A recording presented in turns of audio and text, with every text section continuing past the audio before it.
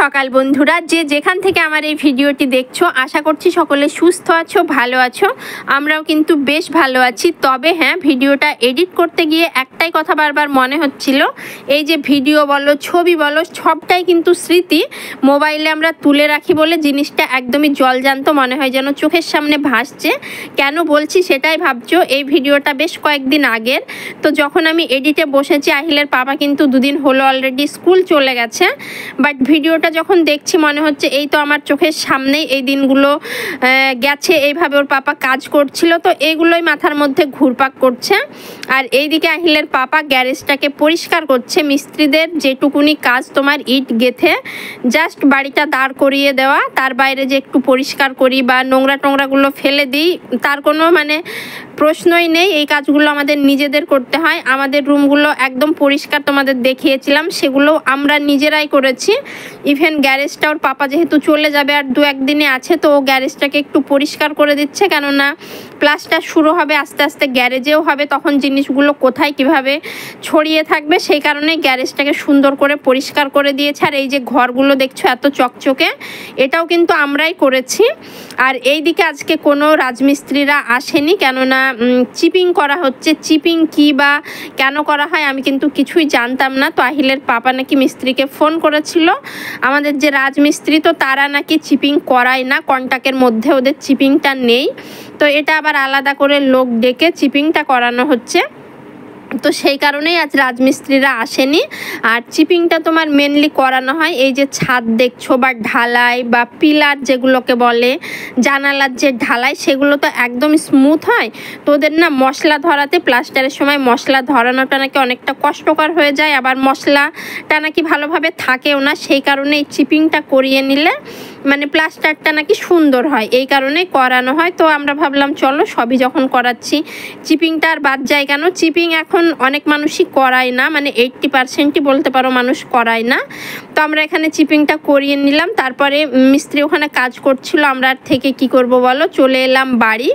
আর বাড়ি এসে ভাবলাম চলো আজ একটু অন্য কিছু ট্রাই করি। এমনিতে ব্রেড টোস্ট আমি বানাই, সামান্য একটু নুন আর চিনি ডিমের মধ্যে গুলে ভেজে নিই, বাট আজ একটু অন্যরকমভাবে করেছি। বেশ চাট মশলা টাশলা দিয়ে, লঙ্কা পেঁয়াজ টেয়াজ দিয়ে বেশ ডিমের অমলেটের মতো করে ওর মধ্যে ব্রেড দিয়ে তুলে নিয়েছি, একটুখানি বাটার দিয়ে দিয়েছি, দারুণ হয়েছিল খেতে। আর এইদিকে একটুখানি সস দিয়ে দিলাম, এর ওপর তোমার শসা কুচি, পেঁয়াজ কুচি, কাঁচা লঙ্কা কুচি, এগুলো দিলে আরও ভালো লাগবে।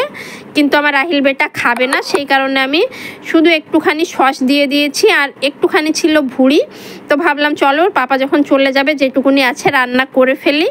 এইদিকে আমি ভুড়ি রান্নাটা বসিয়েছি, আর এইদিকে আমি ব্রেকফাস্টও কিন্তু রেডি করে নিয়েছি। তার সঙ্গে চা বিস্কিট এটা তো থাকবেই, দুবেলা 3 বেলা করে হয় মিস্ত্রিদের কারণে, এখন 2-3 বার করে আমাদের চা খাওয়া হয়ে যায়। তো আহিল তো ভীষণই খুশি, আর ও কিন্তু প্রথমবার খাচ্ছে, কেননা এর আগে আমি বানিয়েছিলাম তখন ও দেখেই খেতে চায়নি বা যাই হোক খায়নি। তবে ওর খেয়ে না ভীষণ ভালো লেগেছে। আমাকে প্রায় দিনই বলে যে মাম্মা আমাকে ওই পাউরুটি দিয়ে টোস্ট বানিয়ে দাও, এরমটা বলে। তো যাই হোক, ব্রেকফাস্ট করে আমি রান্নাবান্নাটাও মোটামুটি সেরে নিয়েছি। আর 2-একটা রান্না আমি ওভেনে চাপিয়ে চাপিয়ে কাজ করছি, কেননা রান্না সেরে কাজ করতে গেলে অনেক লেট হয়ে যাবে, যেহেতু বাড়ির কাছ থেকে আমার আস্তে আস্তেই মোটামুটি 10টা বেজে যায়। তারপর আবার ব্রেকফাস্ট বানিয়ে রান্নাবান্না করতে বুঝতেই পারছো। তো আজকে আমি পড়েছি মেনলি ঘর দোরগুলো নিয়ে।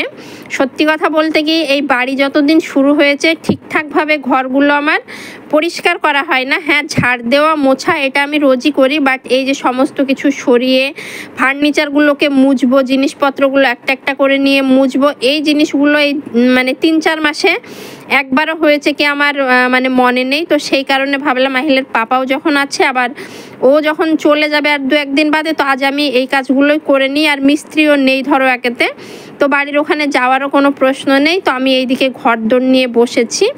আর এই যে হ্যাঙ্গিং ফ্লাওয়ারটা যেই না আমি পেড়েছি টব থেকে, এক ঝাড়ুতে তোমার সমস্ত ফুলগুলো খুলে গিয়েছে। তো সেইগুলো এখন বসে বসে আমি লাগাচ্ছি। এটা না পুরো নোংরা হয়ে গেছে, ধুলো ধুলো পড়ে গেছে, বাট আমি একটু ঝেড়ে একটু নাতা দিয়ে মুছে নিয়েছি। এটা না কাচলাম না, ভাবছি একদম যখন নতুন বাড়িতে শিফট হবো তখন ওগুলোকে সুন্দর করে আমি ধুয়ে কেচে একদম পরিষ্কার করে নেব। আর তারপরে এসেছি তোমার ফ্রিজটা ক্লিন করতে। ফ্রিজটা এত নোংরা হয়েছে, মানে আমার এই 5-6 বছর হলো ফ্রিজ কেনা, মানে এত নোংরা কখনো হয়নি। আর ফ্রিজে যে কি পড়েছে, এত বাজে গন্ধ, কি বলবো তোমার, হয়তো বা দুধ বা মিষ্টি জাতীয় কোনো কিছু পড়েছে, পুরো চ্যাট চ্যাট করছে। তো ফ্রিজের সমস্ত কিছুকে আমি সরিয়ে, মানে আজ আমার কাজ করতে করতে বিকেল কি মানে 3-4টে হয়ে গেছে। এই ফ্রিজটাতে হাত দিয়েছি মানেই ধরো 1-1.5 ঘন্টা পুরো ফ্রিজের যত যা আছে সমস্ত কিছুকে বের করে 2-1টা তাককে আমার খুলে খুলে ধুতেও হয়েছে, 2-3বার করে মোছামুছি করতে। এদিকে বাড়ি শুরু হওয়ার পর থেকেও বলতে পারো ফ্রিজ এভাবে মোছা হয় না, জাস্ট একটুখানি মানে ওপর একটা নাতা দিয়ে ঘষে নিলাম, হয়ে গেল। তো এরকম করে কাজ চালিয়ে নিয়েছি। বাট ফ্রিজটা আমার মানে অনেক পছন্দের, অনেক শখের একটা জিনিস।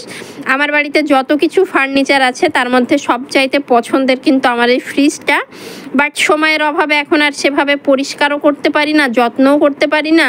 তো দেখো আজকে আবার আগের মতো একদম নতুন করে নিয়েছি, পুরো চকচকে, কোথাও কোনো দাগ বা কোনো কিচ্ছু নেই। দেখা যাক এখন কতদিন এটাকে আমি মানে মেনটেন করতে পারি। তো সমস্ত কিছু সাজিয়ে গুছিয়ে নিয়েছে। আর এই যে মেঝেটার অবস্থা দেখো, এখানে ফ্রিজের জল পড়েছে, ফ্রিজের খাবার দাবার যত যা সমস্ত কিছু পড়ে পুরো নোংরা হয়ে গেছে। আর চলো আজকের মেনুটা দেখিয়ে দিই। এদিকে খাবার জন্য একদম থালাতে সমস্ত ভাতও বেড়ে নিয়েছি। আর আজকে খাবার ওই যে মিস্ত্রিটাকে দেখলে চিপিং করছে, তো ওকেও দেওয়া হয়েছে, কেননা ও না দুপুরের দিকে চলে যেত 12টা-1টার দিকে। তো আমরা বলেছিলাম একটু মানে সন্ধ্যা পর্যন্ত কাজ করে দিতে, আমরাই খেতে দিয়ে দেব, না হলে কালকে আবার রাজমিস্ত্রি আসবে তো প্রবলেম হবে, সেই কারণে। আর আজকের মেনুতে ছিল, এখানে করেছিলাম তোমার মসুর ডাল, তার সঙ্গে ছিল ভেন্ডি ভাজা, আর করেছিলাম ডিমের অমলেট, আর ভুড়ি রান্না করেছি, সেটা তো দেখেছোই। ব্যাস এটুকুই ছিল আজকের মেনুতে। তো চলো আজকের ভিডিওটা এখানেই শেষ করছি, দেখা হবে নেক্সট কোনো ভিডিওতে। ততক্ষণ পর্যন্ত ভালো থেকো, সুস্থ থেকো। আর কেমন লাগলো আমার আজকের ভিডিওটি অবশ্যই কমেন্ট করে জানিও। টাটা।